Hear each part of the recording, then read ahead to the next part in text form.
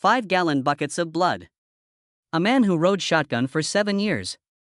Due to the graphic nature of the sequence, the film was almost blacklisted by the ratings board. In Pulp Fiction, this is the part that Tarantino intended for you to miss. After getting turned down by every big studio, he shot a film so bizarre that no one talks about it anymore. It wasn't edited, the scene in question was completely removed. I'll explain why it was meant to remain hidden from view. Two young men named Quentin Tarantino and Roger Avery had some crazy ideas for films they wanted to make when they were hanging out at a video store in Manhattan Beach. Unbeknownst to them, one of those concepts mushroomed into something far larger. An unusual and memorable tale involving a pawn shop, a man wearing a leather mask, and a gold watch was contained in Avery's script Pandemonium Reigns. That strange and passionate segment would go on to play a significant role in Pulp Fiction. The collaboration between Tarantino and Avery deviated from the typical Hollywood model. Meeting in Amsterdam, the Reservoir Dogs began assembling scenes, at times physically taped together portions of screenplays, when they gained attention. However, Avery quickly departed to direct Killing Zoe, his debut feature film. For nearly 2 years, Tarantino persisted in revising and improving the screenplay. Though Avery's ideas remained significant, he contributed the most of the astute dialogue. They shared the Best Original Screenplay Oscar when the picture was released.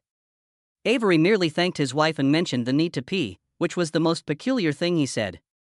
Their artistic relationship reached its peak that night. Remarkably, following that, they never collaborated again. However, the origin of the term Pulp Fiction goes back far further in time. It was an 1890s word long before Tarantino adopted it. In the past, periodicals could be sold for nearly nothing because they were produced on unrefined wood pulp paper. The popularity of these pulps skyrocketed. Science fiction, adventure, crime, and mysteries were all abundant in them. Their popularity skyrocketed. Argosy was one of the first, and its monthly sales quickly surpassed 500,000. Detective Nick Carter, who would go on to appear in countless stories, was one of the new characters introduced in these tales. How Americans viewed narrative was greatly influenced by pulps. They featured larger-than-life personalities, moved at a rapid pace, and were unfiltered. Tarantino aimed to recreate that vibe in his film, one that is gritty, startling, and full of style. His name was more than simply a mouthful. It paid homage to the rule-free, chaotic universe. It was still not simple to get Pulp Fiction produced. Producer Lawrence Bender and director Quentin Tarantino signed with Jersey Films in 1993. Along with the office space and budget, I was able to begin pitching my screenplay to potential studios. First impressions were good. It was even noted as a project in development on Columbia TriStar's website. The situation, however, rapidly deteriorated. The picture was axed by the studio by summertime. According to one executive, it was the worst script they had ever read. Character deaths and resurrections were something they despised. They failed to grasp the joke. It was excessively brutal. It was too strange and confused them. Some were so pessimistic that they predicted the heroine sequences would derail the plot. Those who didn't have a major star on board thought it was pointless. The door for Miramax was opened by the denial. Harvey Weinstein loved the script, and the studio was just owned by Disney. The bizarre architecture and chaotic landscapes were of little concern to him. A remarkable sight caught his eye. Tarantino was given complete reign by Miramax and provided the funding for the $8.2 million budget. A savings of $500,000 was achieved. It all came together thanks to one astute decision. They paid all the actors the same amount every week instead of giving the famous names astronomical sums. John Travolta's career was in shambles in the early 1990s. He was the Greek flop who was famous for little more than his baby talk with Kirstie Alley. The suits in Hollywood lost it when Quentin Tarantino expressed his desire to cast him as Vincent Vega in Pulp Fiction. Harvey Weinstein fiercely opposed it, having recently inked a deal with Miramax Disney. Daniel Day-Lewis was his dream actor. Even after being offered Sean Penn, Tarantino refused.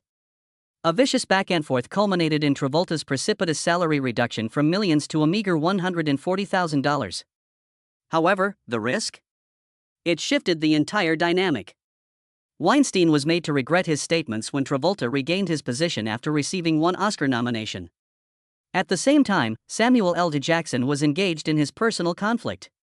Before he found out that Paul Calderon nearly snatched the role of Jules, he believed he had the part locked down. Thus, Jackson burst into the audition with a fury. contemptuous, oily Big Kahuna burger bag in front of me. Even by accident, one studio executive referred to him as Lawrence Fishburne. It was useless. Everyone in the room stood motionless as Jackson lost it and let Jules Winfield's fury loose. Is that show? Acting, wasn't it? I could feel it. That wig by Jerry Curl, though? Complete mishap. Though someone purchased the incorrect one, Jackson cherished it. Said that it evoked feelings of NWA. Tarantino acknowledged. Next up was Matt Dillon. He was cast as Butch Coolidge by Tarantino. He should have lost. Then he did it. Dillon was hesitant, stated he needed to think about it, and then expressed interest in playing Vincent instead. The following day, Bruce Willis filled in for him, and that one pause cost him a job that would define his career. Furthermore, he desired Vincent. But he snatched it up the second he noticed Butch was free. Following gut feelings without inquiry or pride. It was particularly effective in the eerie pawnshop scenario. Later on, Dillon stood by and saw the film's success as Willis made a killing in one of his most famous parts. Uma Thurman was the next. Even the initial shortlist did not include her. She was considered before Madonna, Michelle Pfeiffer, and Meg Ryan. She found the writing repulsive upon first reading it. But her representative spotted the gold and insisted she meet with Tarantino. Her decision was reversed following an in-depth discussion and lengthy lunch in her New York residence. That concluded it. Mia Wallace was her new name. That mental picture of her lying on the bed, cigarette in hand? Iconic. It catapulted her into the A-list of Hollywood. This whole thing wasn't meant to happen at first. For Michael Madsen, Tarantino penned the part of Vincent. Although he had intended to tie it to Reservoir Dogs, Madsen opted for a Western instead. It was the same with Lawrence Fishburne. He was cast as Jules, but he felt the script glorified heroin. Transforming Jules and Vincent into two British men was even considered. Not only that, but Charles S. Dutton, Eddie Murphy, Tim Roth, and Gary Oldman were all mentioned. However, the moment Jackson entered the room, every single name vanished. During the 1994 Cannes Film Festival, an unusual event occurred on a late May night. A midnight showing, which is often held for lesser-known entries or those aiming for cult status, unexpectedly became a major event. The film was not sneaked into the festival since it was Pulp Fiction. The door was kicked down. The entire ensemble was flown to France by Harvey and Bob Weinstein as if it were a blockbuster premiere, not a quirky independent film. The cameras were following Travolta, Willis, Thurman, and Jackson around like a hawk. There was a palpable buzz. Viewers were captivated by the film's violent moments, sharp speech, and out-of-order scenes, even though they were confused by them. Juries were divided. It was the intention of 4 to award the grand prize in a different format. 4 people advocated for Tarantino. The only one who could break the deadlock was the president of the jury, Clint Eastwood. At the Palme d'Or, Pulp Fiction triumphed. In an instant, Quentin Tarantino became an internationally recognized celebrity. Still, that was only the start. Once back in America, the Weinsteins kept going. They launched their advertising effort with the same ferocity as an invasion. They went against the grain of most independent producers by trying to sell the film instead of letting it do the talking. The Eden Rock was the site of a lavish luncheon. Posters with Uma Thurman's likeness were proliferated. They extorted influential critics and had parties on yachts. They succeeded to the point where TriStar, the studio that had previously decided to scrap the picture due to its drug content, relinquished ownership of the rights. A film packed on harsh dialogue and lacking a distinct genre was the $8 million wager made by the Weinsteins. It was a full house. The most exciting aspect was next. Instead of slowly making its way to smaller theaters, Pulp Fiction premiered in more than 1,300 theaters nationwide. Unheard of for an independent film. Hollywood studios believed they were insane.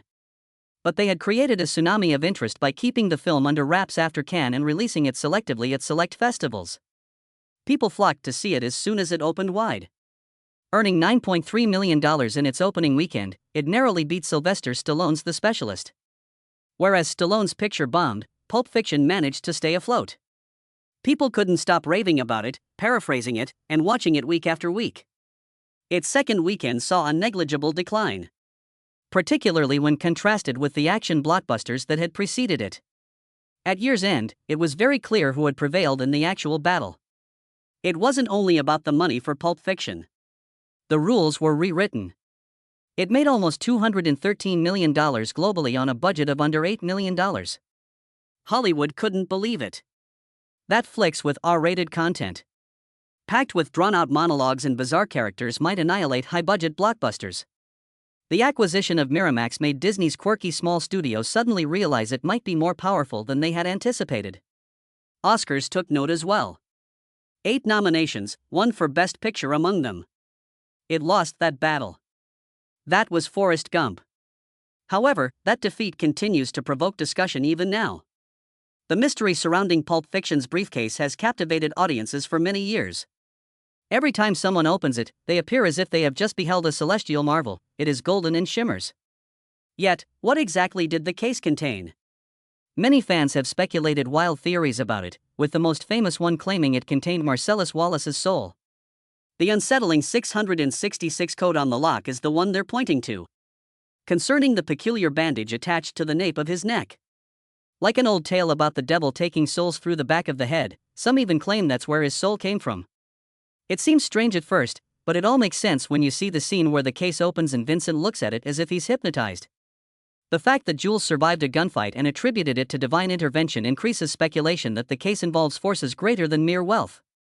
However, not all people agree with the one theory. Some of the more realistic fans think the bag really contained diamonds, the ones from Reservoir Dogs, to be exact. When the possibility of a connection between the two films became apparent in the mid-1990s, this notion gained traction. Considering that Reservoir Dogs' Vincent and Vic Vega are meant to be brothers. Even a film based on their relationship was contemplated by Tarantino. This hypothesis gained more support when Pulp Fiction's co-writer acknowledged that the case was initially intended to involve diamonds. The concept lingered in the minds of the fans even after they abandoned it while filming. Particularly after Tarantino said that the vast majority of his films take place in the same timeline. The diamond theory became more than just a stretch after that. Eventually, it fit into the broader scheme. Afterwards, we have the most bizarre theory imaginable. Legend has it that Elvis Presley's golden lame suit was stashed in the suitcase. Oh, that's right, the one from his renowned record cover. Despite how ridiculous it sounds, the concept became viral on the internet long after the film had been out. An offhand comment made by Jules, "It's just his boss's dirty laundry," was used by fans as evidence. He might not have been joking. What about that luminous light? Fits the bill if it's shining off of that lustrous golden suit. Additionally, it's not completely out of the question given that Tarantino is an avid Elvis fan and even had an Elvis character in True Romance. Some even go so far as to claim that this is the reason the characters behave as if they are gazing at something truly legendary. Value wasn't the issue. Cultural power was at the center of it. And now for the catch. Tarantino had other plans for the contents of the case. The entire point was that he reiterated it multiple times in interviews. He intended for the listeners to infer meaning from what they heard. Even with Aldo Rain's mysterious neck scar in Inglourious Bastard, he pulled this stunt. It's just how he rolls. Let the arguing and wondering go on indefinitely. The dramatic scene in Pulp Fiction where Vincent Vega unexpectedly shoots Marvin in the face, causing blood to splash all over the automobile, is remembered by most. But they had no idea that the version we saw in the finished film was really the watered-down version. Tarantino had shot a far bloodier scene. It was originally shown that Marvin's entire skull was about to explode, using actor Phil Lamar's full-body prosthetic bust instead of computer-generated imagery. This was its sole purpose when it was constructed. The most lifelike and terrifying manner imaginable for the head to explode is achieved by stuffing it with artificial blood, brain tissue, and explosive charges. In a Burbank studio, they shot it for nearly half a day using over 5 gallons of blood inside a Chevy Nova. Unfortunately, the movie ultimately scrapped that version. The change lacked originality. You were tricked. In anticipation of the MPAA ratings board's request that he water down the film, Tarantino knowingly included a scene that could be deleted. He knew this extreme violent scene wouldn't remain, so he added it. That way, he could retain the terrifying cellar scene with the gimp and cut out the exploding skull when the ratings board desired changes. That was a lot more unsettling, though not graphically so. Tarantino gave the impression that he had compromised by cutting out the head explosion, when, in fact, his desires were fully satisfied. After all these years, Phil Lamar finally spilt the beans. He revealed that Tarantino had told him directly that the head explosion was staged in an interview for the 30th anniversary of Pulp Fiction. He suggested leaving in some other elements by showing a little black boy getting his brains blown to appease the ratings. Even though his on-screen time as Marvin was brief, he was only 27 years old, the character stayed with Lamar long after his on-screen appearance ended. For just 3 days of labor, he earned $5,000. However, that small role launched a new acting career that included guest appearances on series like Samurai Jack and Futurama. A sequence that was cut from the initial version of Pulp Fiction was never shown in theaters. However, our perceptions of Mia Wallace and Vincent Vega might have been altered. A portable camcorder is a surprise gift from Mia to Vincent just before their infamous night out at Jackrabbit Slim's. In her living room, she asks him a succession of odd, quick-fire questions while being playful and inquisitive. This was no idle chatter. Her goal was to understand him better. A question that revealed a lot about her? Which band do you prefer, the Beatles or Elvis? Vincent was quite capable of saying it. His Elvis impersonation was obvious to Mia. Although it may not seem significant at the time, that one detail ultimately determined the course of events. While Vincent battled to maintain his composure, she dominated as the inquisitive and erratic host. The way she probed him, gradually elevating an innocuous game to something far more intimate, demonstrated her penchant for putting people through their paces. Vincent, too, serene as ever, complied with her every move, even as she dug further. Romance was not the source of their chemistry. It sprang from a mysterious and intriguing power struggle. Even before they stepped out of the home, you could feel the tension rising, albeit it was all quite natural. This is the part that most people don't see, but Mia remarks, an Elvis man should love this, while smiling later on as they step into Jack Rabbit's limbs. The final version makes that statement sound like a light-hearted aside. However, it was crystal clear in the initial scene. It was obvious to her that he was an Elvis fan. It wasn't a complete coincidence that restaurant had a rock and roll attitude, garish furnishings, and a distinctly 1950s atmosphere. Both Vincent's style and attitude were reflected in it. The dinner scene gained depth thanks to that one cut scene, and Mia's excellent reading of him from the beginning was on full display. That scene meant the world to Quentin Tarantino. He penned it long before filming even started. But he had to make a tough decision when editing was time. It lacked proper tempo. The interview was overly drawn out and seemed like it had been in a dozen other films by the early 1990s. What about Tarantino? Don't want his movies to seem antiquated, thus he's not one to follow trends. He chopped it for rhythm, even though it was a favorite moment of Mia and Vincent's. This maneuver exemplifies the meticulous planning that went into making Pulp Fiction. He was willing to sacrifice a memorable scene if it meant the overall effect would be tight. There was a scene in Pulp Fiction's original edit that came close to being a Hollywood blockbuster but ultimately fizzled out. A nearly 3-minute-long rant was delivered by Eric Stoltz, who played drug dealer Lance. Captured in October 1993, it depicted an eerily flawless scene. Lance was furious with the petrol station attendant in Panorama City because, intentionally, he had given him the wrong directions. Lance lost it after this haughty man sent him on a pointless 40-minute drive across the valley. He moved from somewhat irritated to completely out of control, ranting and wailing like a lunatic. Tarantino savored every moment of the prepared and improvised dialogue, which Stoltz delivered with finesse. The tone was abrupt, furious, and strangely humorous. This scenario was supposed to be a reflection of the one before it, in which Vincent Vega goes ballistic over someone stealing Malibu. Two violent men exploding over insignificant issues, same vibe, same plot. Even though these men spend their lives surrounded by violence, drugs, and death, Tarantino aimed to demonstrate that even minor inconveniences can derail their momentum. The two sequences were originally written to seamlessly transition into one another. After Vincent and Lance each had their rants, we dove headfirst into Vincent's date with Mia. Everything hinged on that. Make you chuckle at their small-mindedness before shockingly showing an overdose incident. It succeeded in its intended purpose of confusing the user. However, Tarantino encountered an issue in early 1994 during the locking of the final edit. It took far too long for the film to finish. Something had to give after nearly 3 hours. He had viewed the Lance speech multiple times in the editing studio, and as much as he loved it, he could feel that it was dragging things down. Thus, he sliced it in half. It was the most difficult choice they had to make for the picture, says his editor Sally Menke. Even though it was a great sequence, Tarantino claimed it was ruining his film. His determination to maintain a tight beat is evident in that decision. If it disrupts the flow, he isn't hesitant to cut off gold. When Harvey Keitel instructed him to slaughter his beloved Reservoir Dogs, he discovered that has been Tarantino's guiding principle ever since. This man once removed an hour and a half of Django Unchained.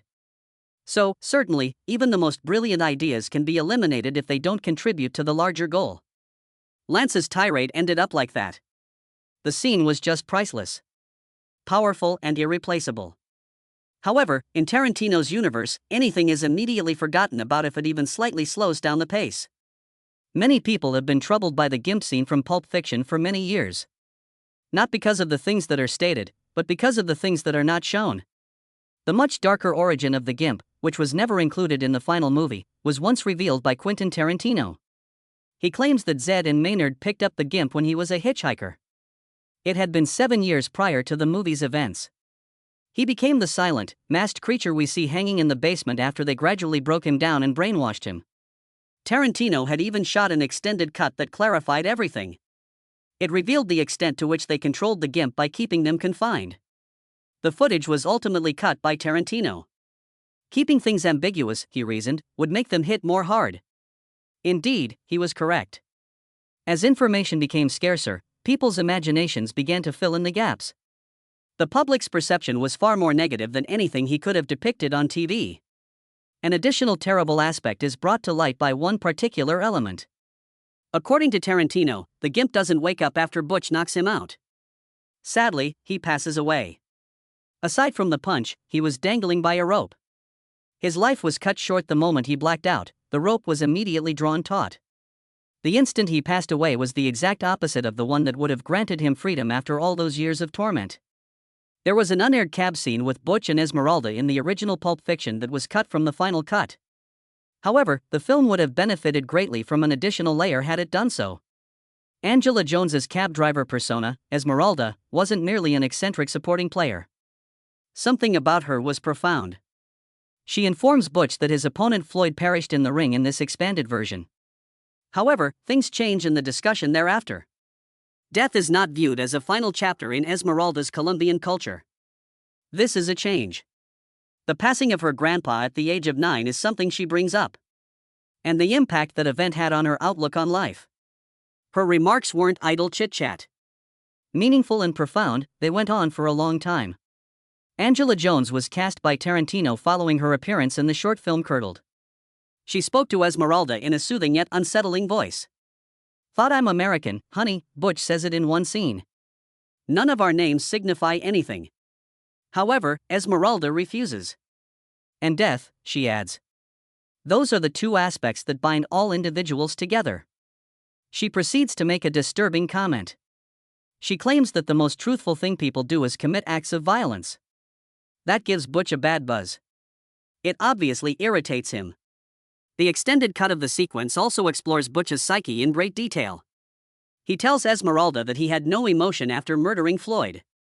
Nothing, not even a twinge of shame or melancholy. And coming from someone who goes on to lay down his life for another guy, it's all the more startling. But after you hear his story, it all makes sense.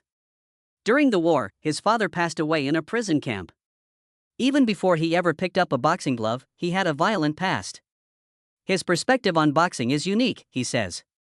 There is structure. No problem. What about street violence? It's disorderly. Feeling moved. He confides in Esmeralda that the insidious cycle of violence in his family has been passed down through generations, invisible wounds that no one can heal. Now let's jump ahead to 2021. When Tarantino announced that he was intending to sell non-film related moments from Pulp Fiction as NFTs, it startled everyone. That means whomever paid the most would eventually possess these lost moments digitally, like the protracted cab ride. It wasn't that easy, though. The film's production company, Miramax, was not on board. Claiming that Tarantino lacked the necessary rights, they proceeded to sue him. In response, Tarantino stated that NFTs did not exist at the time he signed his contract in the 1990s. Additionally, he maintained that he had the legal authority to distribute certain materials, such as audio files or scripts written by hand. Tarantino persisted nonetheless as the solicitors fought it out. It was in early 2022 when the NFTs were made public. However, purchasers received narrated scanned pages of the screenplay rather than sequences from the film. Another tale entirely is the fact that Pulp Fiction even came to be what it is today. It was more than that. For independent filmmaking, it was a game changer. Despite spending only about $8 million to make the film, it grossed nearly $200 million. Big studios began to take independent films seriously, and Miramax became a force as a result. All of a sudden, every studio was interested in emulating Pulp Fiction. To get in on the action, they began acquiring little indie films or forming their own departments. The film by Tarantino proved that a cultural earthquake could be created with little more than a large budget and some special effects. Next, we have Bruce Willis. Everything changed when he decided to join Pulp Fiction. He was accustomed to receiving salaries in the multi-million-dollar range and was already one of Hollywood's top stars. The money wasn't an issue for him for this picture. Working with Tarantino was all he wanted. Just that choice contributed to the movie's budget. Just having Bruce Willis in it was enough to get distributors from all over the globe to pour a ton of money into Miramax. Actually, the whole budget for the picture was covered by the international deals before filming even began. Bruce was instrumental in the film's financial success in addition to his acting role. Not only that, but he set an example for other famous people to follow. This ushered in a new era in which A-listers routinely hopped from indie to blockbuster, blurring the lines between creativity and money.